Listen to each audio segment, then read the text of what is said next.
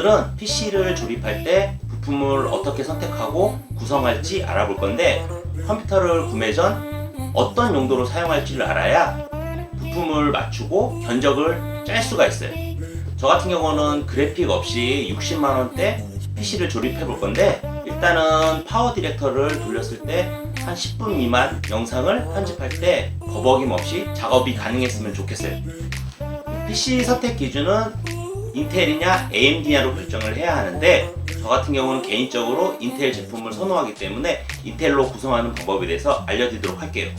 인텔 CPU를 선택하셨다면 최소 4가지를 확인해 보셔야 하는데, 일단 컴퓨터로 보면서 말씀을 드릴게요. 첫 번째 11세대 CPU 이름에 영문 F가 붙으면 내장 그래픽이 없는 제품이라 그래픽카드를 별도 구매해야 해요. K는 오버클럭이 가능한 CPU를 표시한 거예요. 오버클럭은 CPU에 전기를 더 공급해서 성능을 오버하는 거죠. 저는 기본형 내장 그래픽을 탑재한 CPU를 구매했어요. 두 번째, 메모리 클럭수. 11세대 CPU는 DDR4 3200까지 지원을 하고, 10세대 CPU는 DDR4 2666까지만 지원을 해요. 만약 10세대 CPU에 3200 메모리를 연결하시면 2666까지만 클럭을 사용하게 돼요. 저는 8기가 메모리 2개를 구매해서 변목 현상을 줄이고 체감상 더 빠르다고 하니 16기가 싱글로 연결하는 것보다는 메모리를 듀얼 구성하는 걸 추천드려요. 세 번째, CPU 소켓이 11세대는 1200입니다. 보드에 장착하기 위해서는 1200 소켓, 메인보드를 구매하셔야 하고, 칩셋이 꼭 11세대 CPU를 지원하는지 꼭 확인하셔야 합니다. 보통 Z590이나 B560 보드를 추천드립니다. 마지막 네 번째, CPU를 구매하실 때 쿨러 포함인지 확인을 하고 구매를 하셔야 해요. 만약 미포함인 경우 사제 쿨러를 구매를 하셔서 직접 설치를 하셔야 하고, 저처럼 단순 작업용 같은 경우는 기본 쿨러로도 사용이 가능해요. 그런데 들리시나요? 영상 인코딩이나 다중 작업을 하는 경우 소음이 너무 심해서 기가바이트에서 제공하는 APP 센터 프로그램을 깔아 쿨러 회전수를 줄여서 사용해야 그나마 조용하게 사용 가능합니다. 이제 1200 소켓 메인보드를 결정을 하셨다면 보드에 따른 점검사항 2가지를 확인하셔야 해요.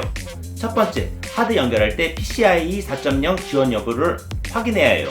예전 방식 SATA 하드에서 SSD 하드로 넘어오면서 지금은 NVMe, M.2 이런 조그만 칩셋 형태의 하드를 사용하는데, 메인보드를 보시면은 저는 기가바이트 저가 보드를 사용했는데 PCIe 4.0을 이제 이렇게 지원을 하고, 위에 소켓 같은 경우는 PCIe 3.0까지만 지원을 해요.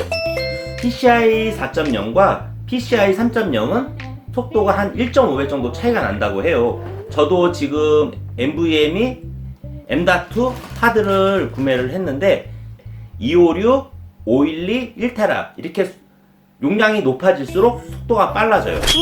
하드 속도는 종류에 따라서 SATA3 읽기 560, 쓰기는 540, 시게이트 NVMe M.2 512 같은 경우 읽기 최대 3990, 쓰기 최대 2990, 1테라는 읽기 최대 5500, 쓰기 최대 4500 정도입니다.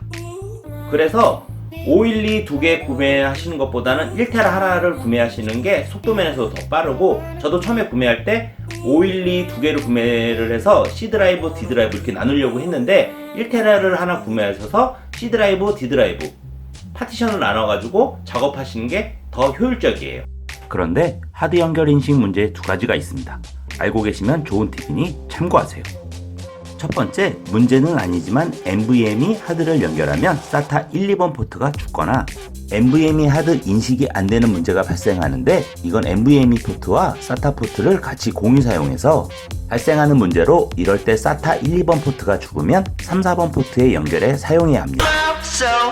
두 번째는 Z590 보드에 10세대 CPU를 연결하고 NVMe 하드를 PCIe 4.0 슬롯에 장착하면 인식이 안 돼서 PCIe 3.0 포트에 연결해 사용해야 하는 문제도 발생한다고 합니다.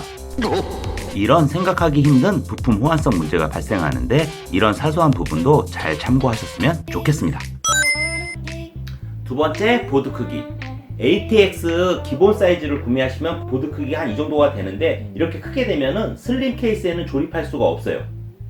ATX 보드는 확장성은 좋지만 너무 커서 보통 M-ATX 보드를 선택을 해요. 저도 이렇게 미들타워 ATX 메인보드가 들어가는 미들타워 케이스를 구매를 했는데 M-ATX 메인보드를 연결을 해서 발열과 통기성을 좋게 구매를 했어요. 이렇게 미들타워 케이스에는 ATX 파워가 들어가는데 저 같은 경우는 전격 500W 파워를 구매를 했어요. CPU에서 먹는 게 한 150에서 200W 정도를 먹게 되고 메인보드와 기타 부품들에서 먹는 게 한 100W 정도예요.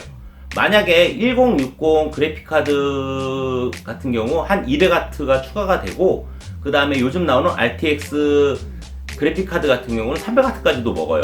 그렇기 때문에 여유있게 한 800W 정도까지 구매를 해주시면 좋을 것 같아요.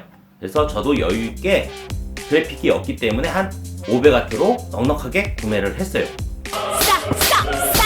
그런데 이렇게 파워에서 나오는 이렇게 케이블을 보면은 메인보드와 연결되는 이제 보조 전원을 넣어주는 핀이 있는데 저가 파워 같은 경우는 요즘 나오는 보드 같은 경우는 CPU 보조 전원이 8핀이에요. 근데 4핀밖에 없는 경우도 있어요. 4핀만 연결해도 뭐 전원이 들어오긴 하는데 안정적인 전원 공급을 위해서는 8핀 이 보조 전원이 있는지 꼭 확인을 하셔야 해요. 오케이. 아우 힘들어요. 이게 메인보드를 보시면은 모니터와 연결할 수 있는 단자가 있어요. 근데 내가 가지고 있는 모니터가 VGA, DVI만 있다. 그런데 메인보드에서는 HDMI만 지원을 해준다. 그렇게 된 경우 연결을 할 수가 없어요. 그렇기 때문에 꼭 모니터와 메인보드에서 지원해주는 이 단자를 모양을 꼭 확인을 하시고 구매를 하셔야 화면을 볼 수가 있어요. 이렇게 이제 모든 부품을 이제 선택을 하셨으면은 저 같은 경우는 이제 다 땡땡, 뭐 컴 땡땡 이런 사이트에 들어가시면은 사양 검토를 할 수가 있어요. 이제 컴퓨터로 보시면은 저도 컴퓨전에서 컴퓨터 부품을 구매했는데요. 원하는 부품은 관심 품목에 담고 품목을 확인 후 사양 검토를 요청해 보세요. 궁금한 사항을 적어서 문의하시면 됩니다. 10분 내로 답변을 해주고 있으니 꼭 사양 검토를 받아보시는 걸 추천드리겠습니다. 이제 마지막으로 부품 구성 점검 사항을 정리해서 말씀을 드릴게요. CPU 영문 이름 끝에 FK가 붙는지 확인하시고 메모리는 어디까지 지원해주는지, CPU와 메인보드가 연결되는 소켓이 몇인지 확인하세요. CPU 구매하실 때 쿨러 포함인지도 확인하셔야 합니다. 메인보드는 꼭 CPU와 연결되는 소켓을 확인하시고 보드 크기가 ATX인지 M-ATX인지 확인하셔서 케이스를 선택하실 수 있습니다. 보드와 맞는 케이스를 결정하셨다면 다음으로 케이스에 맞는 파워를 고르시고 부품의 용량을 대략 계산하셔서 전격 파워를 선택하세요. 마지막으로 하드는 PCI 4.0 지원 여부를 확인하시고 만약 NVMe 하드를 선택하셨다면 용량에 따라 속도가 결정되는 점 참고하셨으면 좋겠습니다. 뒤의 영상은 조립을 마치고 부팅 테스트를 해보았는데 11세대 CPU와 시게이트 NVMe M.2 1TB 하드 부팅 테스트 영상입니다. 여기까지 시청해주셔서 감사합니다.